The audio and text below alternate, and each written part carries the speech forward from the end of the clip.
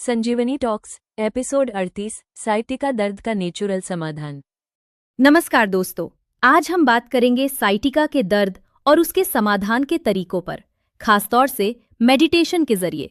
हाँ, ये विषय वाकई में दिलचस्प है क्योंकि अक्सर लोग सिर्फ दवा पर ही निर्भर हो जाते हैं। बिल्कुल, देखिए साइटिका केवल नर्व का दर्द नहीं है, बल्कि ये शरीर और दिमाग दोनों में होने वाला इम्बैलेंस है। मुख्य रूप से वात दोष का असंतुलन। तो इसका मतलब ये है कि जब शरीर में स्टिफनेस हो जाती है, दिमाग में टेंशन भी बढ़ जाती है, जिससे नर्व पेन और इंटेंसिफाई हो जाता है। ठीक कहा आपने, यही बात है। आयुर्वेद कहता है कि ये स्थिति सिर्फ शारीरिक ही नहीं बल्कि मानसिक तनाव से भी जुड़ी होती है। अरे वाह, तो दिमाग की भी इसमें बड़ी भूमिका है। एग्जैक्टली, और यही वो जगह है जहाँ मेडिटेशन का कमाल होता है। जब आप ध्यान करते हैं तो ये शरीर को आराम देने के साथ साथ दिमाग को भी शांत करता है।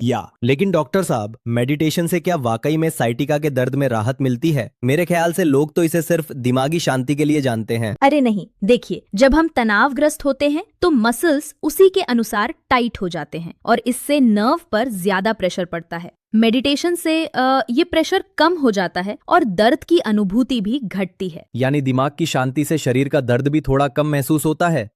हाँ, धीरे धीरे कंसिस्टेंट प्रैक्टिस से नर्व प्रेशर कम होता है और एक्चुअल दर्द में भी काफी कमी आती है। ठीक है, लेकिन एक बात मेरी समझ में आती है। कुछ लोग कहते हैं कि केवल 2 दिन की मेडिटेशन से कोई फर्क नहीं पड़ता, तो क्या ये इतना जल्दी असर दिखाता है? सही बात है, ये कोई इंस्टेंट पेन किलर नहीं है। ये तरीका धीरे धीरे शरीर के अंदर से हीलिंग करता है। मुझे याद आता है जैसे कोई बीज जो पहले तो दिखाई नहीं देता पर समय के साथ खिल उठता है।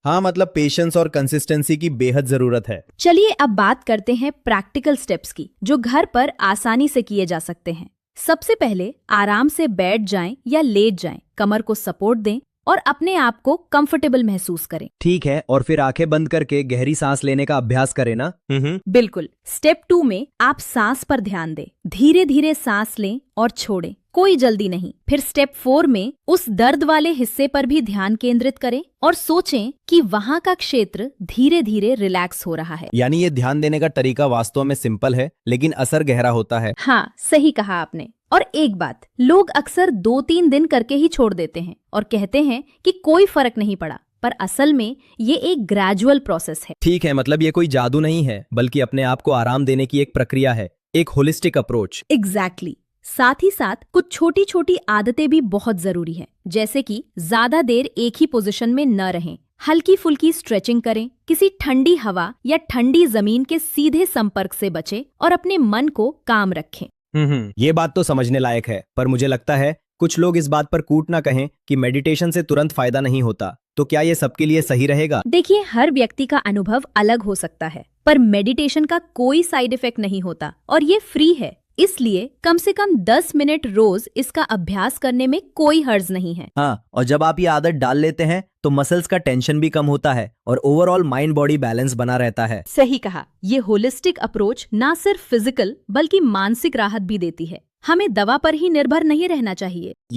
तो संदेश ये है कि अपने शरीर और मन की सुने, छोटे छोटे कदम उठाएं और कुछ समय के बाद फर्क जरूर महसूस होगा। बिल्कुल, ये तरीका फ्री है और अगर आप इसे नियमित रूप से अपनाते हैं तो आप बिना दवा के भी राहत पा सकते हैं। ये वाकई में आशाजनक है। मुझे तो लगता है कि अगर लोग इसे अपनाएं तो साइटिका के दर्द में काफी सुधार हो सकता है। ठीक है दोस्तों, आज हमने समझा कि साइटिका दर्द सिर्फ शारीरिक ही नहीं बल्कि मानसिक तनाव से भी जुड़ा होता है और मेडिटेशन जैसी साधारण विधि से इसका समाधान संभव है। तो दोस्तों, अगर ये बातचीत आपको उपयोगी लगी हो तो इसे जरूर शेयर करें। अगली बार हम फिर से ऐसे ही दिलचस्प विषयों पर चर्चा करेंगे। स्वस्थ रहें, ध्यान रखें, अलविदा।